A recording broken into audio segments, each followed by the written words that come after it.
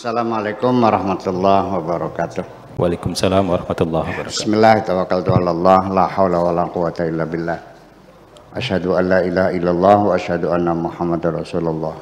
Allahumma salli ala sayyidina Muhammadin wa ala alihi wa sahabatihi ajma'in, ma ba'd.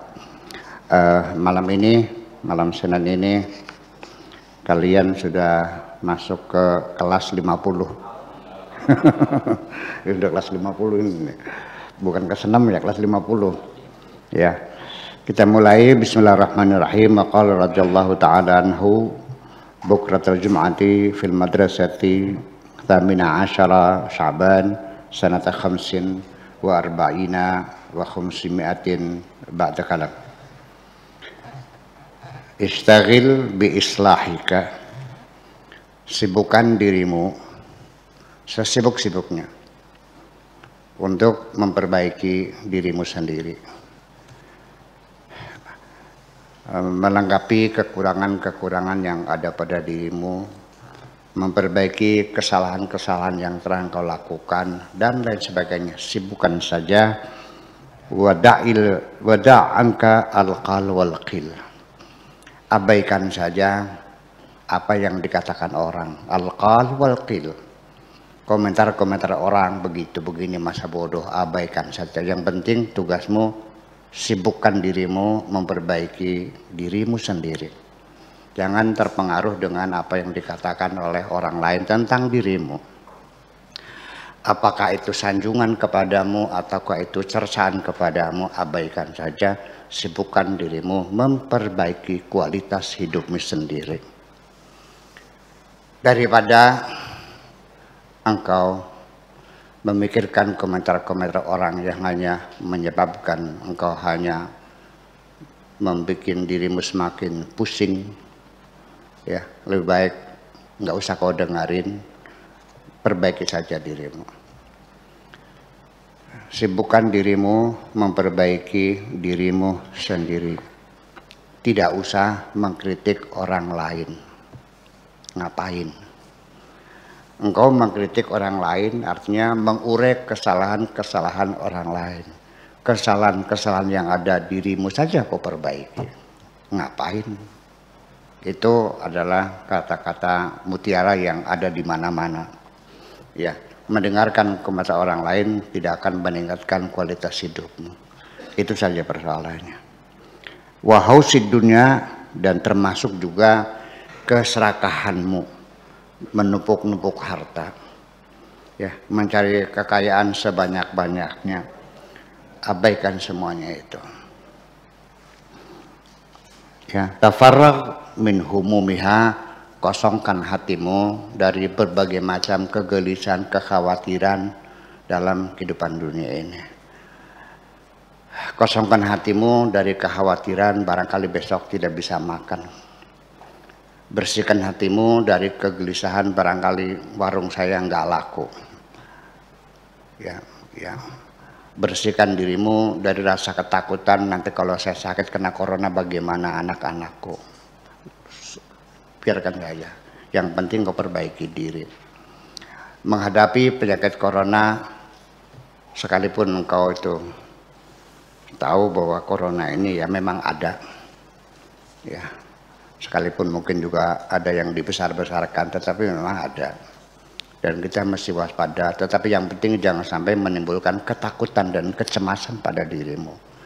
Yang penting laksanakan saja protokol kesehatannya, jaga jarak, physical distancing, pakai masker, cuci tangan yang sering berkali-kali dengan sabun dan air mengalir. Itu saja, selesai. Ya. Sebab bagaimanapun juga mangsa mati ya wong dawa umur. Itu aja persoalannya. Sebab nanti kalau kamu khawatir malah akhirnya stamina tubuh kamu jadi menurun. Ya, kekuatan tubuh melawan infeksi dari virus itu malah menjadi lemah sekali karena ada kegelisahan. Mas tata sebisa-bisa yang kamu lakukan. Karena Nabi sallallahu taala alaihi wasallam yaqul, kanjeng Nabi mengatakan tafarrughu min humumid dunya mastata'ta. Kosongkan hatimu dari kegelisahan-kegelisahan, daripada kecemasan memikirkan alam dunia ini sebisa-bisa kamu. Cara yang paling baik yang sering saya katakan yaitu mengalihkan perhatian. Mengalihkan perhatian, mencari kesibukan itu cara yang paling efektif kita untuk tidak terjerumus dalam kegelisahan yang tidak pernah berakhir semacam itu. Itu saja. Begini, kamu sakit gigi, begitu merintih dan mengeluh, aduh sakit, tambah sakit. Apalagi giginya digucal-gucal, dikasih tembakau, dikasih garam, dikasih macam-macam, alkohol. Ya, semua kata orang diturutin semuanya, pakai aspro, pakai iya. Sambil menjerit-jerit kesakitan malah justru makin sakit. Masih mending ambil sapu, itu lantai yang kotor kamu bersihkan. Baju anak yang kotor kamu cuci. Sudah kering kamu setrika. Apalagi masak, belanja ke pasar, udah jangan diinget-inget itu sakit gigi itu. Ya kan begitu caranya. Nah kalau sudah pekerjaan selesai semua, nggak ada lagi, ambillah tasbih, putarkan sekeras-kerasnya, wor. Protol beli lagi. Iya, jadi saya melihatnya bahwa berzikir juga termasuk salah satu mengalihkan perhatian. Itu sangat efektif sekali yang sudah kita coba. Ya jahilan bidunya, wahai orang yang tidak paham tentang dunia ini. Kamu bodoh, kamu tidak mengerti, kamu tidak kenal dunia ini. Law araftaha, andaikan engkau tahu dunia itu apa hakikatnya. Ya. Ma talabtaha, tentu engkau tidak akan pernah meminta dunia. Kalau engkau tahu hakikat dunia, maka kamu pasti tidak akan minta dunia sama Allah kok. Tapi karena kamunya tidak paham, ya memang dunia itu dari luar gemerlap. Orang yang hidupnya penuh dengan kekayaan, harta berlimpah ruah, gedungnya, rumahnya gedung mewah, indah, bagus, nyaman, lampu. Kalau malam hari bagaikan bermandikan cahaya, tiap kamar pakai AC, mobilnya 30 berderet. Di hati mereka gubuk reot kok. Ya, tetapi yang tinggalnya di gubuk yang reot, malah justru di hati mereka ada istana yang sangat megah sekali. Buktinya mana? Tidurnya lelap kok, badannya sehat. Yang tinggal di rumah istana itu ternyata mau tidur aja harus minum pil dulu. Ya, minum pil tidur. Mau makan harus minum pil dulu, pil nafsu makan. Mau berpeluk dengan istrinya harus minum Viagra dulu. Udah ambrol semuanya itu. Udah paham.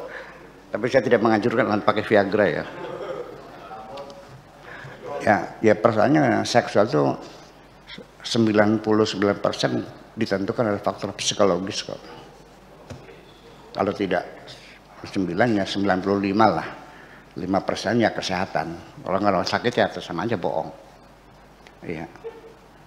Jangan pakai pil Viagra lagi. Masih ini juga makan semangka lah. Semangka tuh banyak Viagranya loh. Ya satu hari dua. Tapi nanti kenceng dulu tuh. Kenceng. Nggak apa-apa, bagus. Orang banyak kenceng juga bagus. Ya, tentu engkau tidak akan mintanya.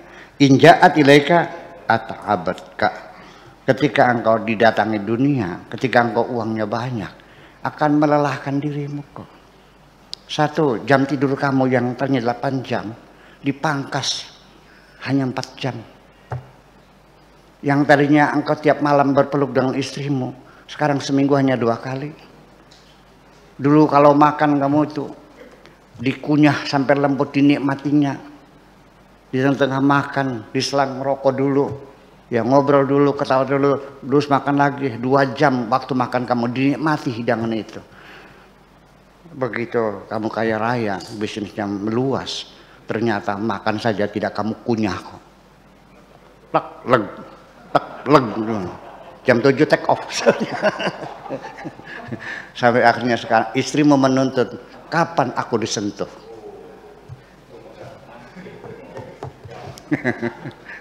Jadi enak kaya apa enak miskin? Itu. Iya. kedatangan dunia kamu membuat kamu semakin payah. Wa intawalat hasaratka, ketika engkau ditinggal dunia engkau menderita, engkau kecewa. Mobilku habis, sawahku habis, pabrikku habis, semuanya habis, dan engkau menangis. Kedatangan dunia kamu semakin susah, kehilangan dunia kamu menangis. Law araftallaha azza wa jalla, andaikan engkau telah mengenal Tuhanmu, la arafta bihi ghairahu, malah justru akan engkau bisa mengenal hakikat dunia setelah engkau mengenal Tuhanmu. Ternyata dunia ini wirog bosok. Tahu wirog? Ya, iya, menjijikkan. Itu makanya termasuk juga dunia menurut sudut pandang para sufi itu seperti bangkai. Jadi kalau orang yang berebut bangkai, berebut dunia, itu sama dengan orang yang berebut bangkai. Kalau engkau berebut dunia, harus ketahui yang biasa berebut bangkai itu anjing.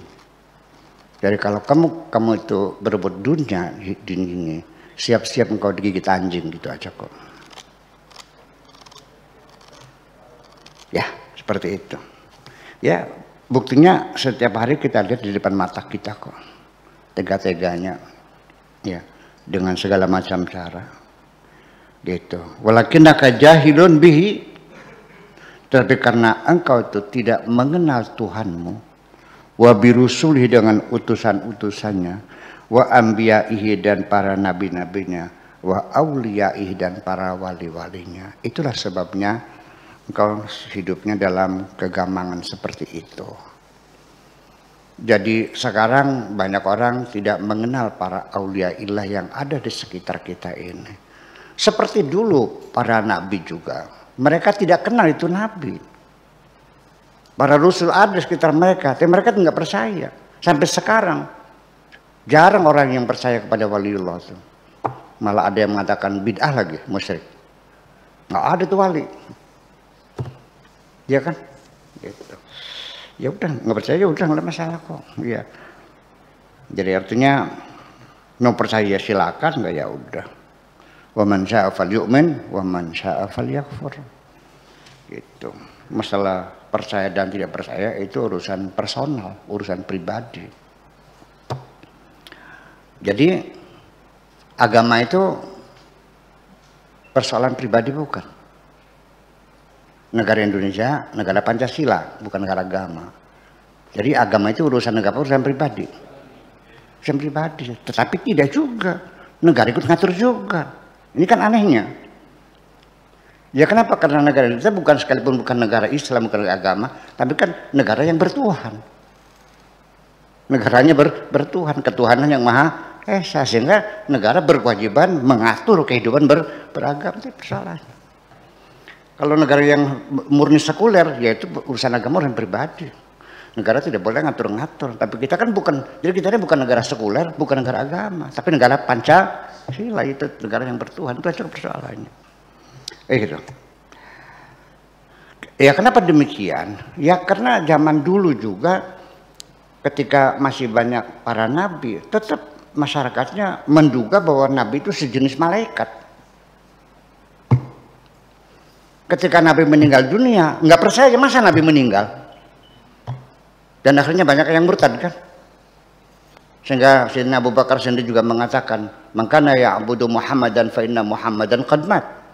Wa man kana ya'budullaha fa innahu hayyun la yamut." Barang siapa yang menyembah Muhammad sudah mati. Yang menyembah Allah sampai sekarang tetap masih hidup dan untuk selamanya. Berarti di sini juga sama. Wali itu dituntut harus sakti. Kalau nggak sakti kamu nggak percaya kok. Iya kan? Saya mau nanya, Abu Bakar matinya diracun, Umar matinya ditusuk, Utsman matinya dibacok, Sayyidina Ali matinya digebukin, istrinya mati digencet, anaknya mati disembelih.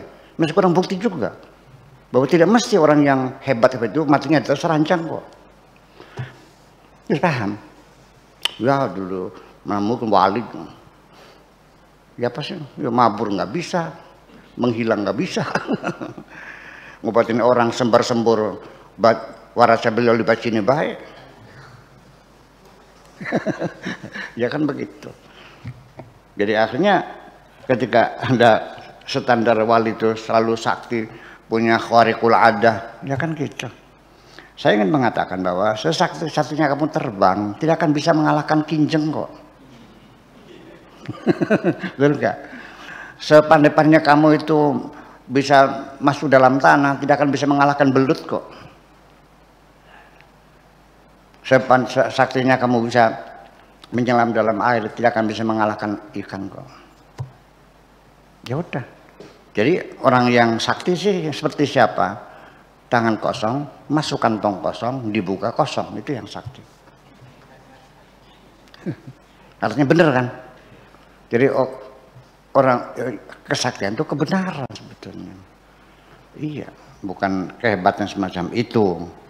Itulah persoalannya. Jadi ya tetap aja nabinya, rasulnya, walinya tidak mungkin mereka mengutuki orang kok. Ya, tetap aja mendoakan mereka supaya dapat hidayah. Itu aja persoalannya.